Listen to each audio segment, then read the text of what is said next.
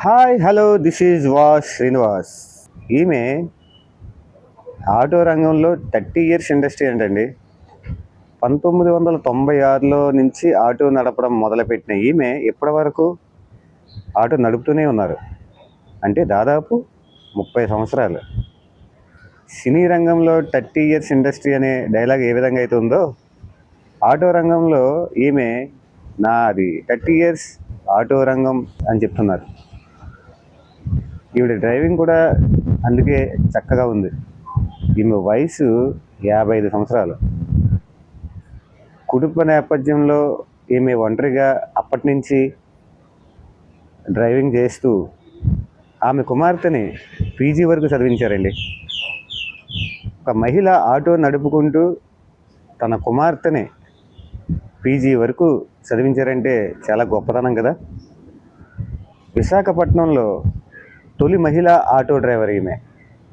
30 సంవత్సరాల నుంచి ఇదే ఆటో నడుపుకుంటూ తన జీవనాన్ని కొనసాగిస్తున్నారు.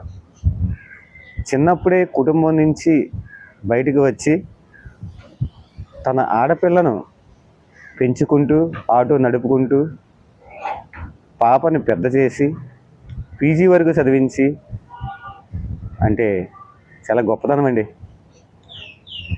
ఇలాంటి ఆడవాళ్ళు అందరికీ ఆదర్శదాయకం. అయితే ఈమెకి అస్సలు ఈ ఆటోనే ఎందుకు నడుపుకోవాలి అనిపించిందో, ఈ యొక్క ఆటో జీవన గమనం ఎలా ఉందో ఆవిడ మాటల్లోనే మనం తెలుసుకుందామండి. మీ వయసు ఎంతమ్మా?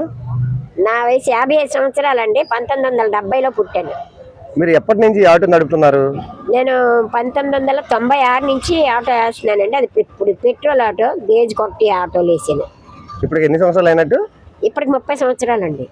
మీరు అసలు ఈ ఆటోని ఎందుకు ఎంచుకున్నారు? ఫ్యామిలీని అప్పట్లోని నాకు మ్యారేజ్ అయిన తర్వాత కట్నం దగ్గర గొడవలు వచ్చి మా ఆయనగారిని వదిలేసి చిన్న పాపతో వచ్చేసానండి. వచ్చేసి అప్పటి నుంచి ఏ బండి వేద్దాం, ఏ వ్యాపారం చేద్దామన్నా, ఎందులో జాబ్ చేద్దామన్నా చిన్నపిల్లలతో నాకు జాబ్ చేయడం అవ్వలేదు. అందుకని ఆటో అయితే లైసెన్స్ ఉంటే ఇస్తానన్నారని కష్టపడి 15 రోజుల్లో ఆటో నేర్చుకొని నేను ఆటో అప్పటి నుంచి ఇప్పటి వరకు ఆటో వేస్తూనే జీవనోపాధి కలిగి చేసుకుంటున్నాను. మీ పాపకి ఇప్పుడు వయసు ఎంత? మా పాపకి 30 years అండి, 30 సంవత్సరాలు. ఓకే, ఎంత చదువుకున్నారు? పీజీ చదివిందండి. పీజీ చదివించాను నేనే. ఈ ఆటో మీద నడుపుతూనే మీరు అమ్మాయిని పీజీ చదివించాను.